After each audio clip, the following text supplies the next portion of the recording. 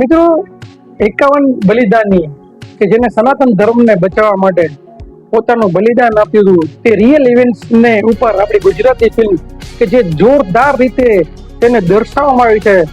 Director Vijaygiri દ્વારા ફિલ્મને direction કરવાનું છે અને જોરદાર રીતે આપણી આ ઐતિહાસિક વાતને રજૂ કરવામાં આવી છે. એવી જબરજસ્ત ફિલ્મ જેનું નામ છે કસુંબો. મિત્રો હું છું કલ્પેશ, તમારા લઈને છે તમારા માટે રિવ્યુ ચેનલ રિવ્યુ વાળા જો પણ વિચારીને તો કસુંબો ફિલ્મ જે એ સનાતન ધર્મની લડાઈ માટેની જે ફિલ્મ છે, એક તમને હાર્ટ ટચિંગ ફિલ્મ છે કે આપણા સનાતન ધર્મને ટકાવી રાખવા માટે કેવા કેવા લડાઈઓ થઈ છે, કેવું કેવું બલિદાન આપવામાં આવ્યું છે, જે અમુક મહેમાન કલાકારોએ જે આપને બચાવ્યું છે, ગીતાના ઉપદેશો આપ્યા છે, ખરેખર દિલને તમને સ્પર્શ કરી જશે કે એ લોકોએ આપણા સનાતનને બચાવવા માટે કેવું બલિદાન આપ્યું છે.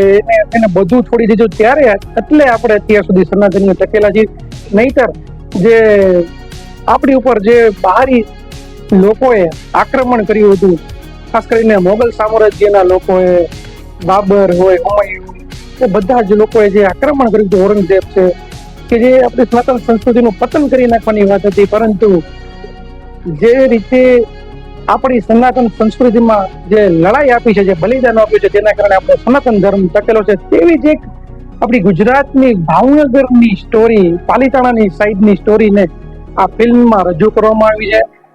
ફિલ્મમાં અભિનય કર્યો છે ખાસ કરીને ધર્મેન્દ્રસિંહ ગોહિલ અને રોનક કામદારે એક જબરજસ્ત, અને અન્ય લોકોએ પણ જબરજસ્ત ફિલ્મમાં એક્ટિંગ કરેલી છે. રોલ અને જે કામ દેખાયેલું છે તે જોરદાર રીતે તમને રજૂ કરી છે. સાથે શ્રદ્ધા ડાંગરે પણ એમાં અભિનય કરેલું છે. ફિલ્મનું મ્યુઝિક, ફિલ્મનું લોકેશન્સ, ડ્રેસીસ, ઇફેક્ટ્સ બધું જોરદાર રીતે રજૂ કરવામાં આવ્યું છે. અને આપને ફિલ્મ જોતા એવું જ લાગશે કે ખરેખર આપણે એ સેન્ચુરીમાં જે એ રીતના ઘર, એ રીતના કપડાં, એ રીતની ફાઇટ બધું જ તમને એ સમયનું બતાવ્યું છે. અને ગુજરાતી ફિલ્મ આવી ઐતિહાસિક ફિલ્મ જે બની શકે, જે બોલિવૂડ લેવલની ફિલ્મ છે, તો એ ફિલ્મ છે કસુંબો.